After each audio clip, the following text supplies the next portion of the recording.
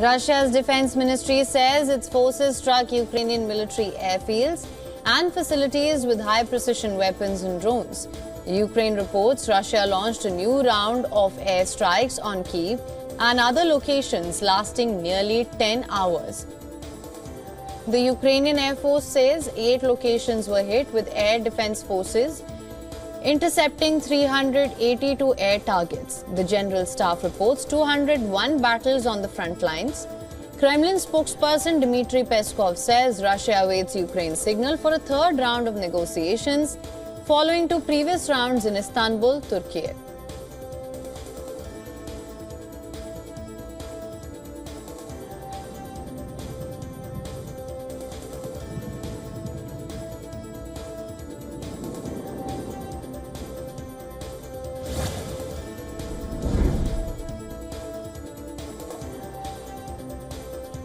IDF says it has killed the commander of Hezbollah's artillery forces, Mohammad Jamal Murad, in a drone strike in southern Lebanon.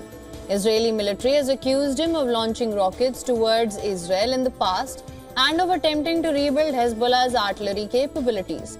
Despite a November ceasefire between Israel and Hezbollah, Israel has kept up its strikes on Lebanon, hitting suspected Hezbollah targets and occasionally those of its Palestinian ally Hamas.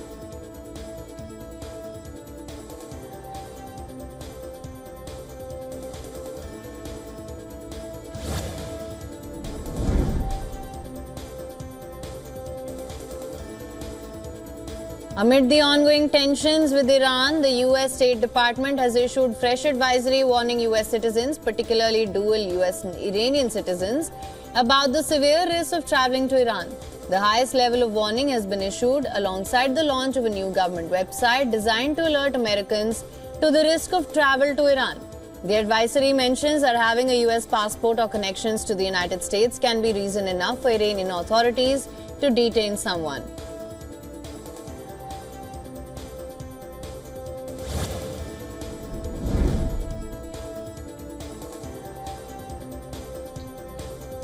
Federal agents accompanied by National Guard troops conducted immigration enforcement raids on 2 glass house farms located in Southern California. The raids on the state-licensed marijuana nurseries led to confrontations with throngs of angry protesters. As word and video images of the raids spread on social media, dozens of migrant rights activists converged on the area in vehicles, leading to face-offs with federal agents in the middle of rural roadways. Approximately 100 farm workers were reportedly detained, and tear gas was used to disperse the crowds. Raids on some California farms in June left crops unharvested and frameworks and operators fearful of further enforcement activity as well.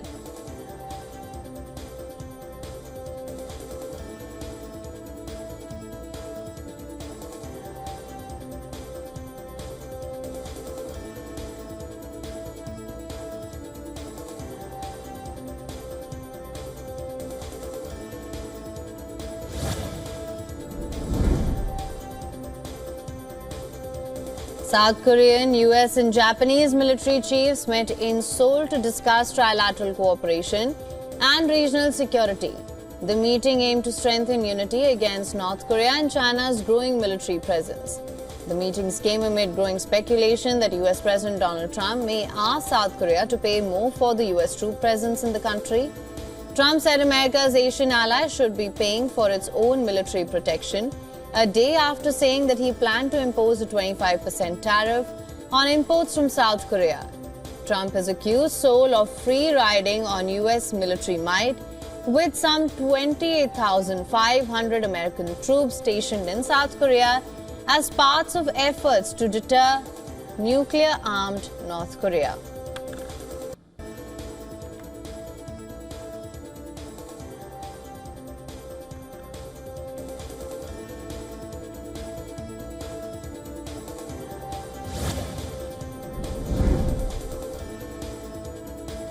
Argentina's Senate unanimously passed into law the bill that increases general retirement and pension benefits by 7.2% and raises pension bonus from $70,000 to $110,000.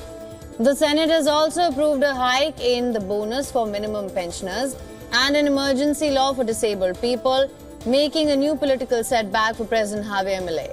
Milei has now vowed to veto the bill and said that he will approach the court if the bill is overturned.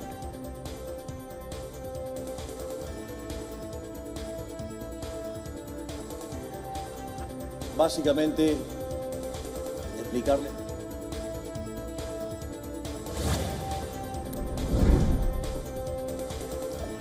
Hundreds of Venezuelans marched in the capital, calling on the U.S. government to reunite children who were separated from their parents after their families were deported from the United States. The march was called after Venezuela's Interior, Justice and Peace Minister, Diosdado Cabello, said that women who landed in the Caribbean nation on a deportation flight from the U.S. have reported being separated from their children. Protesters also demanded the return of 238 Venezuelan migrants held in Salvadoran prison and the intervention of the United Nations to get their children back home.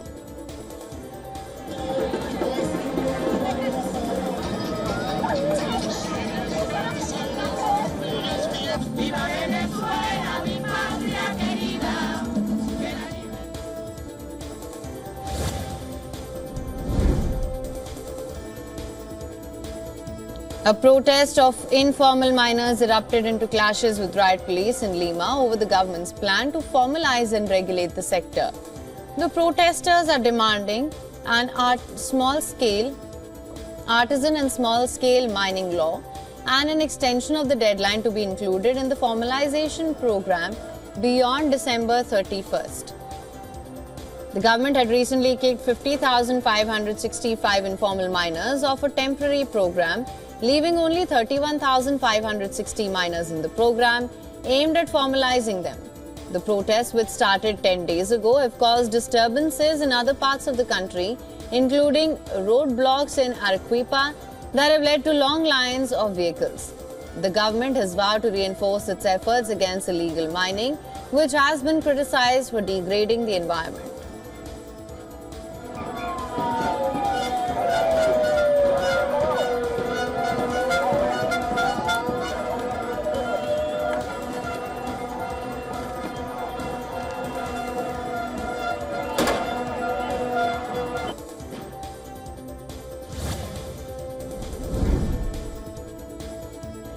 Protests erupted in Sao Paulo as protesters of Lula da Silva gathered to condemn the President Donald Trump's tariff threats and advocate for taxing the super-rich.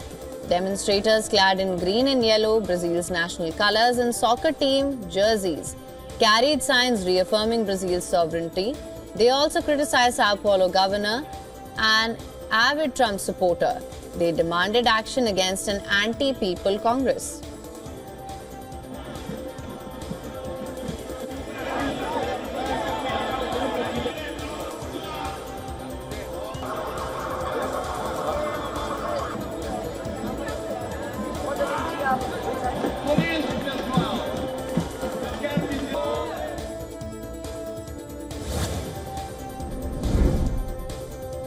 Ecuador's parliament has approved a new law on protected areas, sparking criticism from indigenous groups and environmental advocates. The law, which passed on Thursday in the 151-seat National Assembly with 80 to 23 votes in favor, allows private entities, including foreign companies, to participate in managing conservation zones.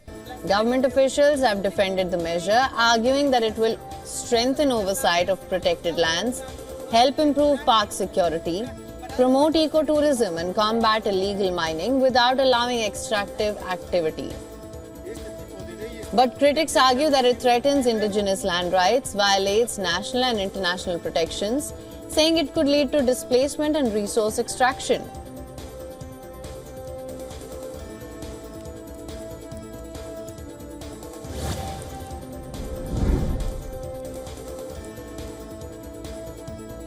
Militants in Pakistan's southwestern province of Balochistan abducted and shot dead 12 workers on a bus late on Thursday. The incident happened on the N40 highway in Balochistan. The gunmen reportedly checked ID cards, selected passengers from Punjab province and gunned them down. All victims were identified as men from Punjab province.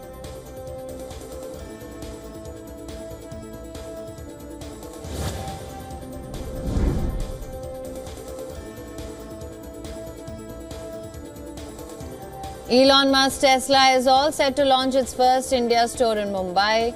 As per a report, Tesla's Experience Center will be launched on the 15th of July in Mumbai's Bandra Kurla complex. With this, the Musk-led electric vehicle manufacturer takes a step towards starting operations in India, the world's third largest automotive market. Tesla's entry into India comes at a time when the EV maker is facing reduced sales in Europe and China.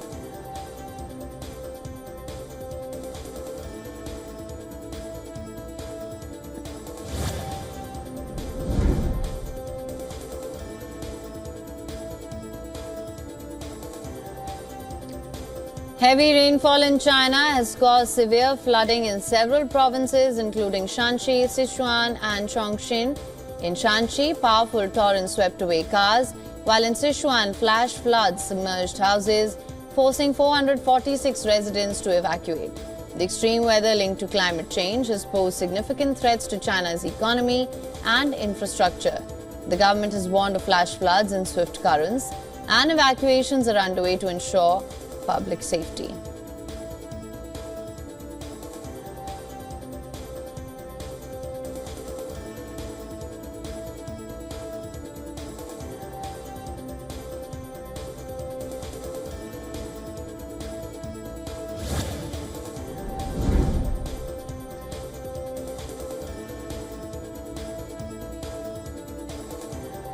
Himachal Pradesh is the worst hit state this monsoon season, battered by torrential rain, floods and landslides. Since June, monsoon fury has claimed 91 lives in the state.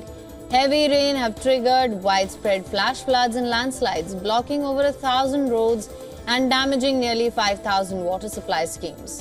While rescue and relief operations are underway, the IMD has issued a fresh warning of more heavy rain in the days ahead.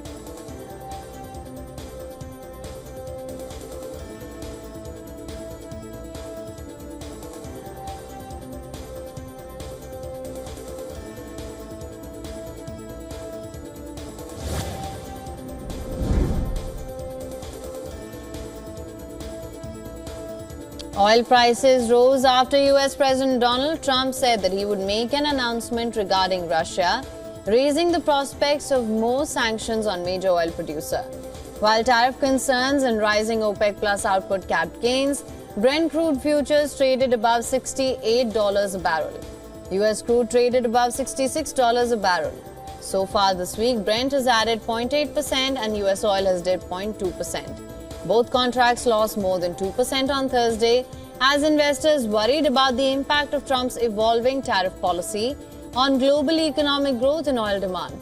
Trump has expressed frustration with Russian President Vladimir Putin due to the lack of progress on peace with Ukraine and Russia's intensifying bombardment of Ukrainian cities.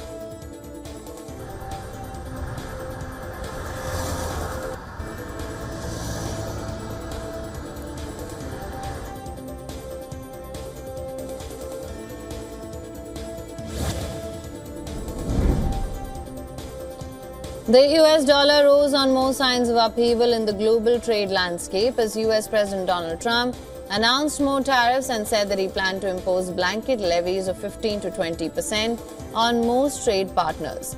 Most currencies initially held to tight ranges early in the Asian trading session, though the dollar later gained ground on back of Trump's latest comments, which added to the certainty around his evolving trade policy. The Canadian dollar was among the biggest losers, falling more than 0.5%. The euro fell 0.25%. The risk-sensitive Australian dollar also slipped 0.31%.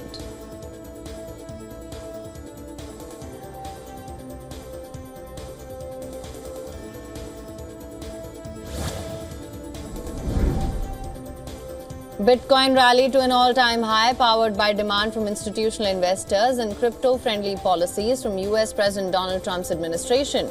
The world's largest cryptocurrency rose to a peak of $116,000, taking its gains for the year so far to more than 24%.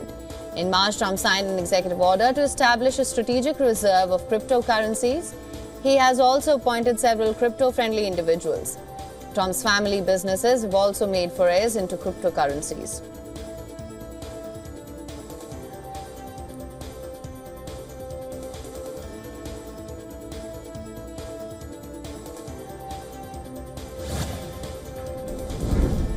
Nvidia's stock market value ended the trading session above $4 trillion for the first time, solidifying the chipmaker's position as Wall Street's central player in a race to dominate AI technology.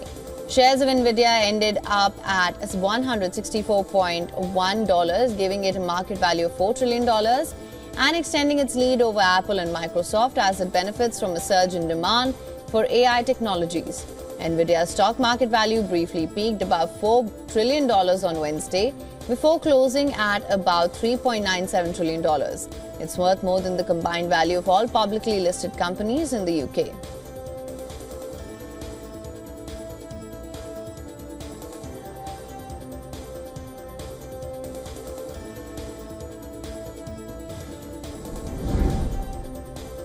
The very first Birkin bag ever made, sketched out by late fashion icon Jane Birkin herself, just sold for a whopping $10.1 million at a Sotheby's auction in Paris.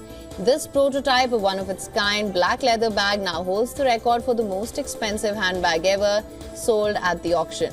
The sale of the legendary handbag was an event drawing gas from the audience as the price quickly climbed. The bidding started at $1.17 million, but telephone bidders from around the world pushed the final price to a staggering $8.2 million, which with Sotheby's fee came to a total of $10.1 million. The winning bid came from a collector in Japan.